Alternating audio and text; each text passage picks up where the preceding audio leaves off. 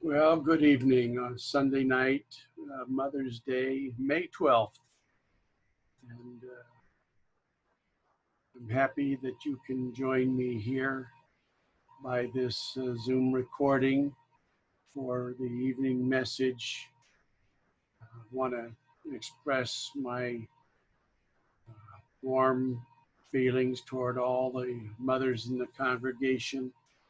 My remembrance of my mother is very fond, and as I'm sure all the rest of you whose parents have gone on, you miss your mom and your dad very much. I'm thankful for the lady who chose to not follow her doctor's solemn and serious advice to abort her child to save her own life, but who went through all of the fears of the shadow of death in order to give me life. And I ask the Lord bless every one of you ladies in this audience who are mothers, who chose to allow their child to fulfill its right to become and its power to become. And the Lord bless you. If you would, I would appreciate you turning with me into 2 Kings chapter 4 and starting at verse 8. I want to talk to you a little bit tonight about a bed and a table and a stool and a candlestick, and hope that I can make this relevant, especially to those of you who will think about your mothers and you who are mothers tonight. 2 Kings chapter 4, verse 8. And it fell on a day that Elisha passed to Shunem, where was a great woman, and she constrained him to eat bread. And so it was that as oft as he passed by, he turned in thither to eat bread. And she said unto her husband, Behold, now I perceive that this is an holy man of God, which passeth by us continually. Let us make a little chamber, I pray thee, on the wall, and let us set for him there a bed, and a table, and a stool, and a candlestick. And it shall be, when he cometh to us, that he shall turn in thither. And it fell on a day that he came thither, and he turned into the chamber and lay there. And he said to Gehazi, his servant, Call this Shunammite. And when he had called her, she stood before him. And he said unto him, Elisha said unto Gehazi, Say now unto her, Behold, thou hast been careful for us with all this care. What is to be done for thee? Wouldest thou be spoken for to the king, or to the captain of the host? And she answered, I dwell among mine own people. And he said, What then is to be done for her? And Gehazi answered, Verily, she hath no child, and her husband is old. And he said, Call her. And when he had called her, she stood in the door. And he said, About this season, according to the time of life, thou shalt embrace a son.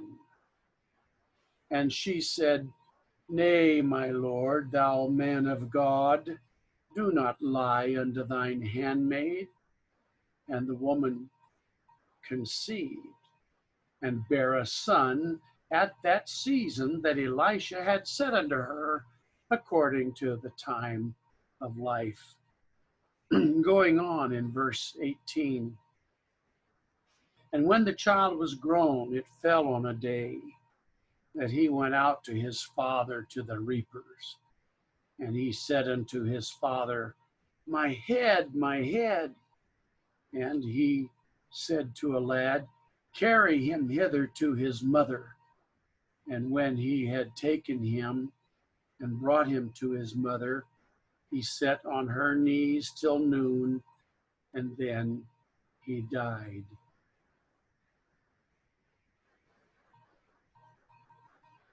That's a sad event. And she went up and laid him on the bed of the man of God, and shut the door upon him, and went out. And she called unto her husband and said, Send me, I pray thee, one of the young men and one of the asses, that I may run to the man of God and come again. And he said, Wherefore wilt thou go to him today? It is neither new moon nor Sabbath. And she said, It shall be well. Then she saddled an ass and said to her servant, Drive and go forward, slack not thy riding for me, except I bid thee. So she went and came unto the man of God to Mount Carmel. And it came to pass, when the man of God saw her afar off, he said to Gehazi his servant, Behold, yonder is that Shunammite. Run now, I pray thee, to meet her, and say unto her, Is it well with thee? Is it well with thy husband? Is it well with the child? And she answered, It is well. And when she came to the man of God to the hill, she caught him by the feet. But Gehazi came near to thrust her away, and the man of God said, Let her alone, for her soul is vexed within her, and the Lord hath hid it from me, and hath not told me.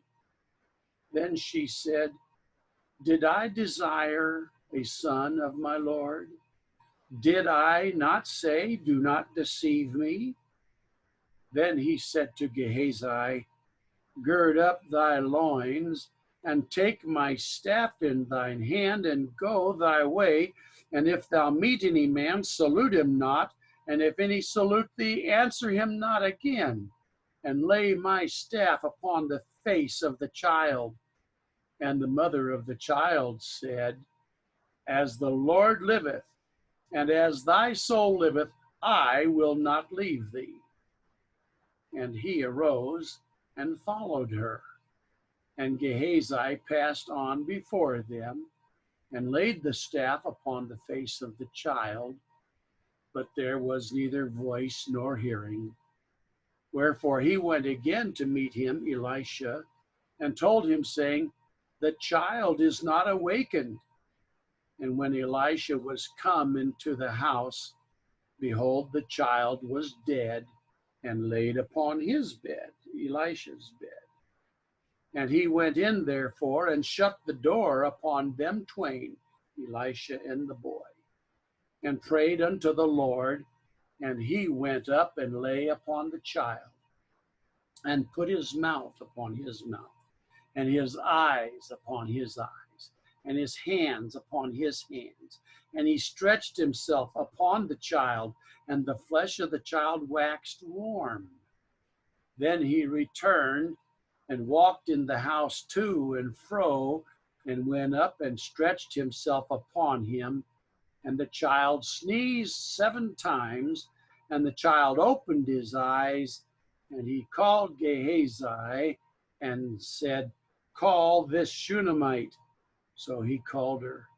And when she was come into him, he said, Take up thy son. Then she went in and fell at his feet, and bowed herself to the ground, and took up her son, and went out. My, what a very, very full story. This Shunammite woman, not a normal part of Hebrew society, but she was wealthy, and apparently so also her husband. And as Elijah went by their home in his journeys, he was constrained by this woman to turn into their home and have a meal with them. And so it got to be a custom. It got to be a habitual event, a regular occurrence, that as Elisha and his servant Gehazi, no doubt, turned into their home and had their meal, uh, that it happened so often. And finally, the woman says to her husband, "Behold, now I perceive that this is an holy man of God, which passeth by us continually." What this tells me, and should tell us all if we understood the social norms of that day, is as Elisha came into the territory of this Shunammite woman and her husband, that they did as was a custom. They invited the visitor, the stranger, the passerby, to come for their evening meal.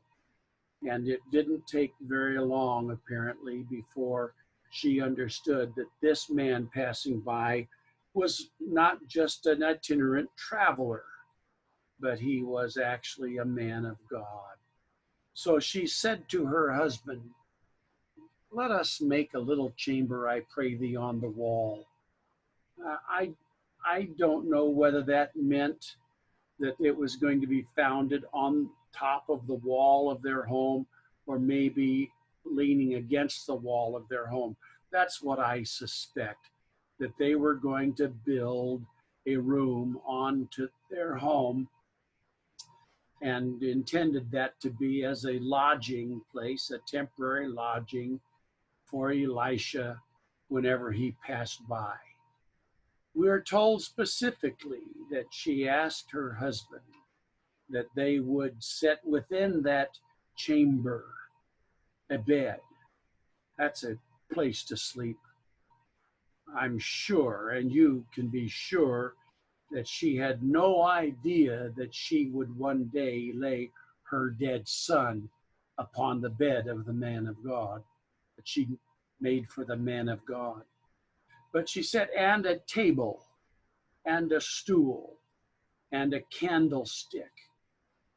Apparently, it was her intent to make a place for this man of God, that if he wanted to sit, if he wanted to sit at a table and have a candlestick to lighten the room by night, that he would be able to do that rather than just go in and have a bed.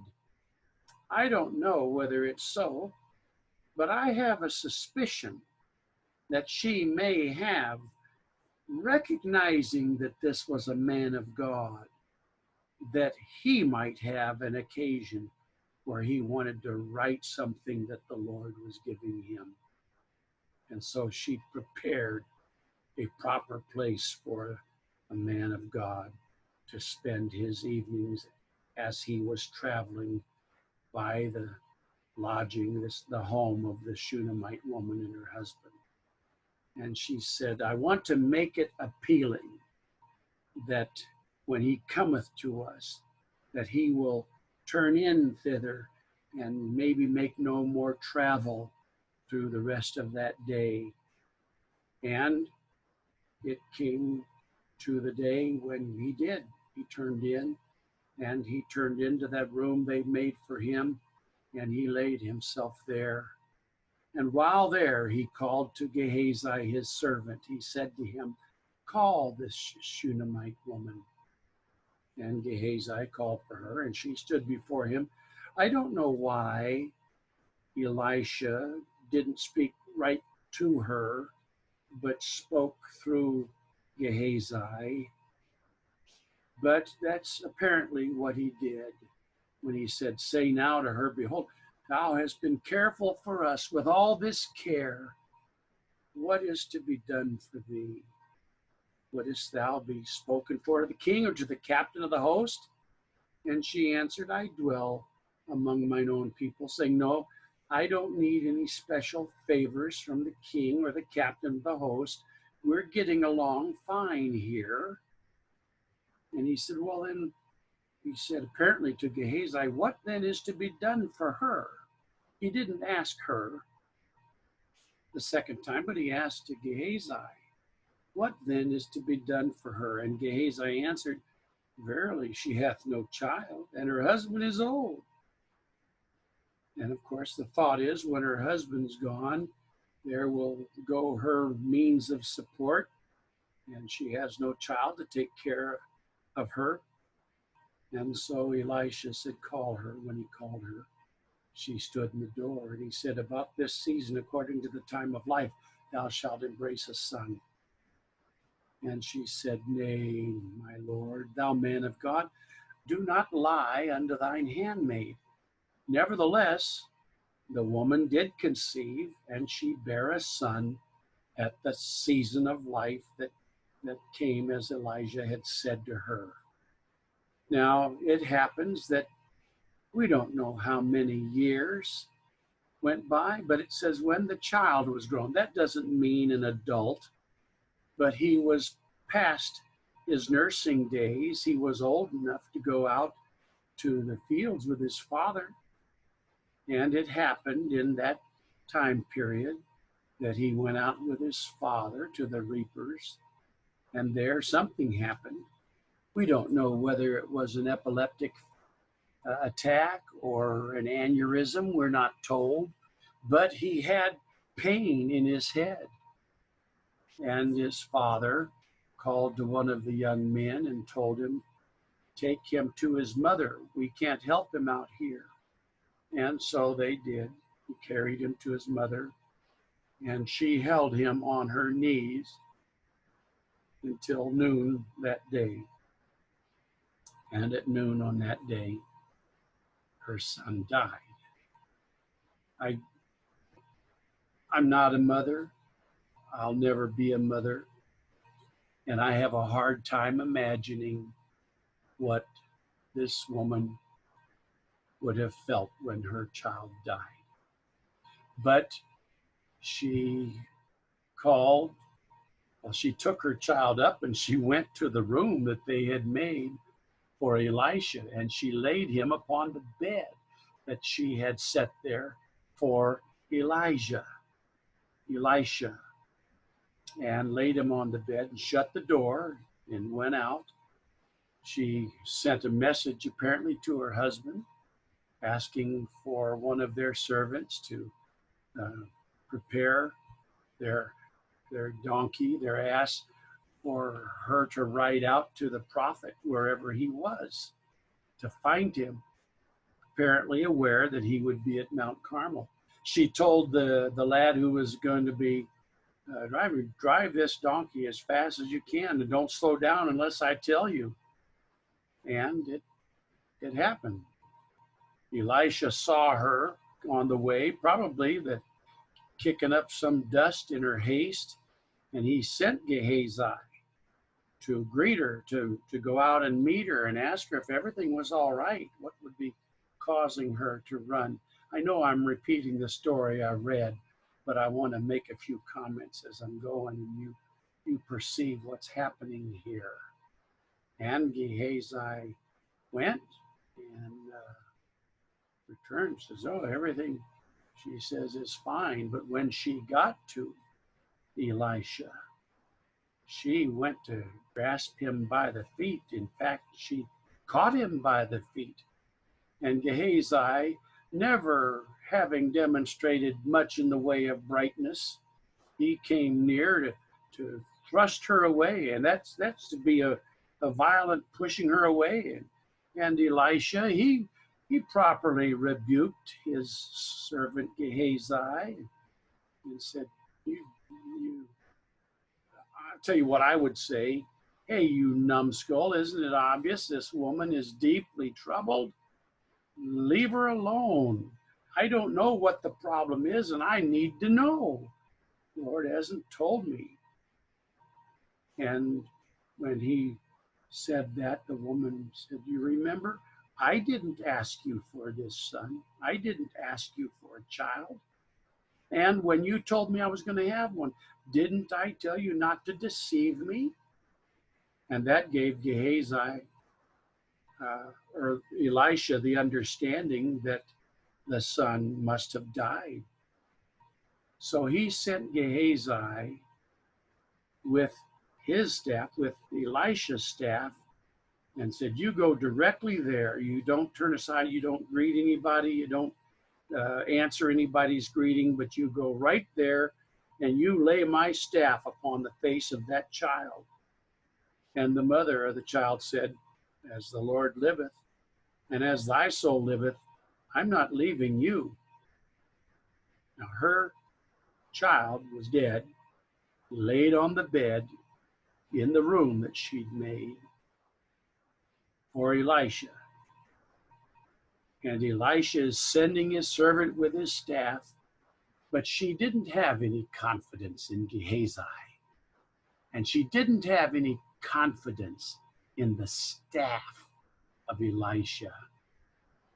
She had confidence in the God of Elisha, and Elisha being the man of God.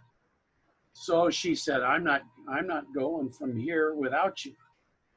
And so Elisha rose and followed her, and they went back to their home where that woman had set aside that room, made a room on the wall of their home, and furnished it with a bed and a table and a stool and a candlestick. And before they got there, Gehazi came back, met them on the way, and said, "Well, it didn't work. Child's still dead. He's not awakened." But when Elijah came, saw the child was dead, and laid upon his bed, the bed that the Shunammite woman, the mother, had laid her dead son on, he went in and shut the door behind him. So it was just the boy and Elisha. And you know the story. He prayed unto the Lord. And he went up, laid upon the child on the bed, put his mouth upon his mouth, his eyes upon his eyes, his hands upon his hands. He stretched himself upon the child, and the flesh of the child waxed warm. And he came and he did it again. He walked the house to and fro. He went up and stretched himself upon him, and the child sneezed 7 times and opened his eyes. And Elisha said, "Call the mama, call this Shunammite." And when she was come in, he said, "Take up thy son." Then she went in and fell at his feet and bowed herself to the ground and took up her son and went out. I have the feeling that this Shunammite woman was very happy to have her son raised from the dead by the power of God. And I'm pretty well convinced that Elisha himself was happy about it. I don't know about Gehazi, because he doesn't seem to have much in the way of spiritual sensibilities. But in any case, the woman received her son back to life. I'd like to conclude with pointing out to you that the woman, the Shunammite woman, this mother of this child, she had a perception that I don't want you to miss. She did not have confidence in Gehazi. And she didn't have confidence even in the staff of the prophet, the man of God, Elisha. I don't know that she had all that much confidence in the man of God himself, but she certainly had confidence in the God of the man of God.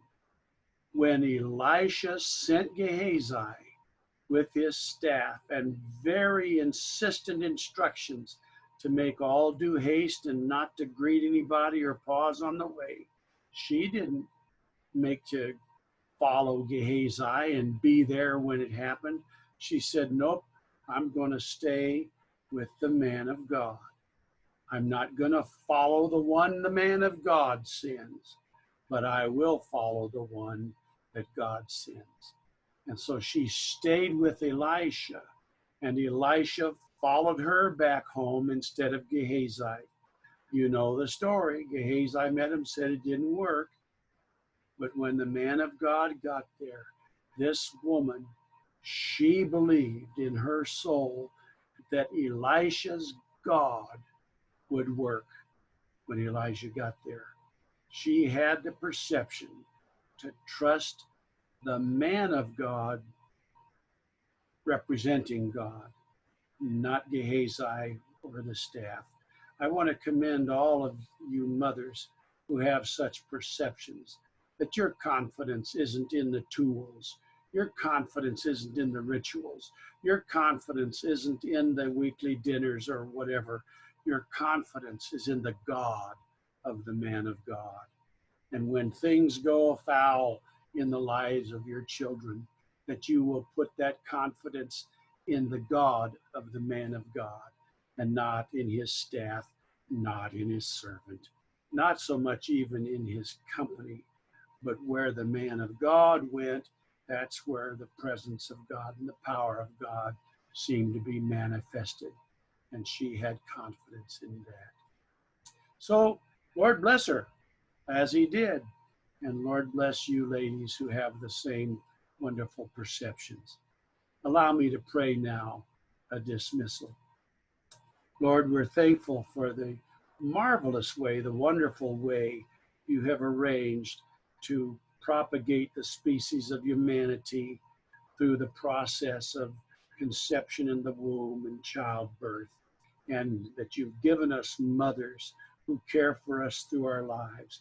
And thank you for mothers whose perception of you and your presence in the lives of the men of God is accurate, and those who give their dependence on you and your presence. We thank you for them, Lord, and I ask your blessing on all the ladies of this congregation, and we'll thank you for it in Jesus' name. So, ladies, to you I say, Happy Mother's Day. God bless you all, and good night.